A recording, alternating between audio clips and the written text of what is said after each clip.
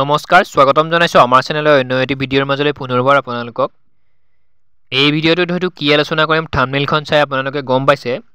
অসম পুলিচৰ মই আগতে যিমানবোৰ ভিডিঅ' আপলোড কৰিছিলো সেই ভিডিঅ'ত মোক এটাই কমেন্ট কৰে অকনমান বয়স কম থকা ক্যান্ডিডেট খিনিয়ে যে নেক্সট অসম পুলিচৰ ৰিক্ৰুটমেন্ট হ'বনে কনষ্টেবলৰ এবিইবি ৰিক্ৰুটমেন্ট হ'বনে ঠিক তেনেদৰে কমেন্ট কৰে তেওঁলোকৰ বাবে এটি হয়তো সুযোগ সুবিধা তেওঁলোকৰে হয়তো সপোন পূৰণ হ'ব এই যিমানখিনি পদ মুকলি হৈছে সেই পদখিনি কেৱল কনষ্টেবলৰ বাবে নহয় সেইবোৰ অসম পুলিচৰ যিমান নেকি উচ্চ পদস্থৰ পদ আছে সেই পদবোৰৰ পৰা কনষ্টেবল এবিইবি ফ'ৰ্থ গ্ৰেড ড্ৰাইভাৰলৈকে আটাইখিনি পদৰে ইয়াত হিচাপ উল্লেখ কৰিছে মুখ্যমন্ত্ৰী মহোদয়ে বৰ্তমান কিমান পদ অসম চৰকাৰত অসম পুলিচত খালী আছে সেইখিনি কথাহে ক'ব গৈছে তো কোড কিমান পদ আছে কিন্তু প্ৰথমতে কৈছো কনষ্টেবলত 4500 পদ আছে সেই পদখিনিতে বিশেষভাৱে আমাৰ যিখিনি উঠি অহা যুৱক যুৱতী বা এবিইবিৰ বাবে তেওঁলোকে আগ্ৰহী তেওঁলোকৰ বাবেহে এইখিনি পদ 4500 নেক্সট ড্ৰাইভাৰৰ বাবে আছে 767 টা 767 টা পদ আছে গ্ৰেড 4 ৰ বাবে আছে 436 গ্ৰেড 4 আছে 434 টা এইখিনি পদৰ বাবেহে আমাৰ যিমানখিনি ক্যান্ডিডেটৰ ইন্টাৰেষ্টেড হৈ আছে অসম পুলিচৰ তেওঁলোকৰ বাবে প্ৰায় এইখিনি পদই ওপৰ পদস্থত কিমান পদ আছে সেইখিনি মই আপোনালোকক কৈ আছো এতিয়া সম্পূৰ্ণকৈ আলোচনা কৰিম যে কিমানখিনি পদ কোড মুকলি হৈছে টোটাল পদ কিন্তু মুকলি হৈছে 11342 টা একদম উচ্চ পদৰ পৰা আমাৰ কনষ্টেবল লেভেলৰ বা ড্ৰাইভাৰ লেভেলৰ গ্ৰেড 4 লেভেললৈকে টোটাল পদ মুকলি হৈছে 11342 টা এতিয়া একদম সাব ইন্সপেক্টৰত বা এবিইবিত কিমান পদ আছে সংক্ষিপ্তত আলোচনা কৰিম যদি চেনেলত প্ৰথমবাৰ আছে চেনেলটি সাবস্ক্ৰাইব কৰিব ঠিক আছে তো ভালদৰে আলোচনা কৰিছো এডিজিপিত 3টা পদ খালী হৈছে আইজিপি 3টা পদ ডিআইজিপিত 9টা পদ এসপি এসএসপিত 7টা পদ খালী হৈছে এডিডি এসপিত 67 টা অৰ্থাৎ 67 টা পদ ডিএসপিত 142 টা পদ 142 ইন্সপেক্টৰত 88 88 টা পদ খালী হৈছে সাব ইন্সপেক্টৰত 1100 পদ খালী হৈছে এএসআইত 600 পদ 600 গ্ৰেডমেনত গাৰ্ডমেনত 600 পদ খালী হৈছে 600 কনষ্টেবলত 4500 এইখিনিয়ে মেইন পদ যিখিনি নেকি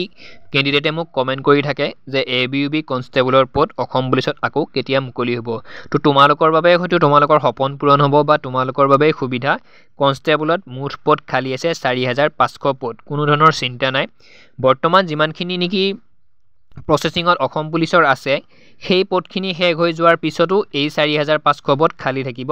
চিন্তা কৰিব নালাগে তোমালোকে ধুনিয়াকে যেতিয়া নটিফিকেশন আহিব আমাৰ চেনেলটোৰ লগত জড়িত হৈ থাকিব চেনেলটি সাবস্ক্ৰাইব কৰিব মই নটিফিকেশন যেতিয়া আহে তেতিয়া তোমালোকক জনাই দিম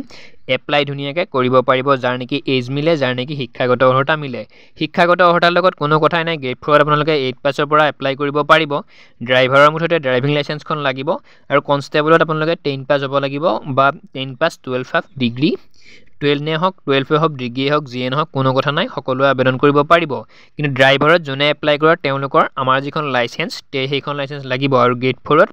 8 পাছৰ পৰা আবেদন কৰিব পাৰিব গতিকে চেনেলটি সাবস্ক্ৰাইব কৰিব যেতিয়া ইনফৰমেশন আহে যেতিয়া নটিফিকেশন আহে এপ্লাই আপোনালোকক মই জনাবলৈ ৰেডি হৈ আছো গ্ৰেড 4 টো ভালেখিনি পোষ্ট আছে 436 টা পদ আমাৰ কনষ্টেবল এবিইবিত আছে 4500 ড্ৰাইভাৰত আছে 767 টা এতিয়া ড্ৰাইভাৰৰ লাইসেন্স বনোৱাৰ যে সিস্টেম সেইটো আমাৰ অসম চৰকাৰে ঘৰতে বহি বহি লাইসেন্স বনাব পৰা কৰি দিছে গতিকে ড্ৰাইভাৰৰ বাবে যদি আপোনালোক ইন্টাৰেষ্টেড যদি আপোনালোকে ড্ৰাইভিং কৰিব পাৰে দুনিয়াকে লাইসেন্সখন বনাই লওক তাতো আপোনালোকে ইন্টাৰভিউ দিব পাৰিব ঠিক আছে এইবোৰ পদ গ্ৰেড 4 ৰ পৰা একদম এডিজিপি লৈ সকলোৰে বাবে যিমান উচ্চ শিক্ষিত ব্যক্তি আছে অসমত সকলোৱে আবেদন কৰিব পাৰিব যদিহে তোমালোকৰ এজ মিলে বা আপোনালোকৰ বয়সটো যদিহে মিলে কিন্তু এতিয়ালৈকে এইবোৰ মুখ্যমন্ত্ৰী মহোদয়ে খালী আছে বুলিহে কৈছে নটিফিকেশন জাৰি কৰা নাই বা কেতিয়া এপ্লাই হ'ব বা কেতিয়া ইন্টাৰভিউ হ'ব সেই বিষয়ত তেওঁকো কোৱা নাই এটা সপোনহে দেখুৱাই দিছে অসম চৰকাৰে অসম পুলিচৰ আমাৰ যিমানখিনি আগ্ৰহী ব্যক্তি আছে তেওঁলোকৰ এটা সপোনহে এইটো ইমানখিনি পদ খালী আছে তোমালোকে এপ্লাই কৰিব পাৰিবা নেক্সট ইন্টাৰভিউ দিব পাৰিবা এইটো আপোনাক সপোন দেখুৱাই থৈ দিছে কিন্তু কেতিয়া ইন্টাৰভিউ হয় কেতিয়া এইবোৰ সিলেকশন প্ৰসেস হয় বা কেতিয়া এপইন্টমেন্ট হয় সেইটোহে চাবলগীয়া হ'ব সেইটো কেতিয়া হয় অৰ্থাৎ 2029-30 কিমান লৈ গৈ সেইটো হয়তো হিচাপ নাথাকিব কেতিয়া হয় এতিয়ালৈকে কোনো কোৱা নাই কিন্তু বৰ্তমান যিমানখিনি চাকৰি প্ৰসেসিংত আছে অসম পুলিচৰ সেইখিনি এপইন্টমেন্ট দিয়াৰ পিছতো অসম পুলিচত 11342 টা পদ খালী ৰব নেক্সট কনষ্টেবলত 4500 পদ খালী ৰ'ব ড্ৰাইভাৰত 767টা পদ খালী ৰ'ব গ্ৰেড 4ত 434টা পদ খালী ৰ'ব তোমালোকে এতিয়া বৰ্তমান যিমানখিনি প্ৰচেছিঙত আছে যিখিনি নেকি 10 তাৰিখে অক্টোবৰ নে নৱেম্বৰৰ 10 তাৰিখে এপইণ্টমেণ্ট দিব তাৰ নেক্সটত এই নটিফিকেশ্যন হয়তো প্ৰকাশ পাব নেক্সট মই থাম্বনেইলত আৰু এটা কথা লগাইছিলোঁ যে এছাম ফৰেষ্ট গাৰ্ডৰ কি হ'ল আজি 3 বছৰ 2 বছৰ আগৰ পৰা এটাই এডভাৰটাইজমেণ্ট বা মুখ্যমন্ত্ৰী মহোদয়ে অ'ত গ'লে কৈ আছে তেওঁ নিজৰ আগত কৈ আছে কথাটো যে আছাম ফৰেষ্টৰ 600 পোষ্ট আহিব খালী আছে কিন্তু কেতিয়া হ'ব সেই বিষয়ে তেওঁ হয়তো কোৱা নাই তো আমাৰ কেণ্ডিডেটখিনিক মই থাম্বনেইলত লগাইছিলোঁ যে আছাম ফৰেষ্টৰ কি হ'ল বুলি আছাম ফৰেষ্টৰ নটিফিকেশ্যন বৰ্তমান যিখিনি চাকৰি প্ৰচেছিঙত আছে সেইখিনি 10 তাৰিখে এপইণ্টমেণ্ট দিয়াৰ পিছত একেলগে ইয়াৰ লগতেই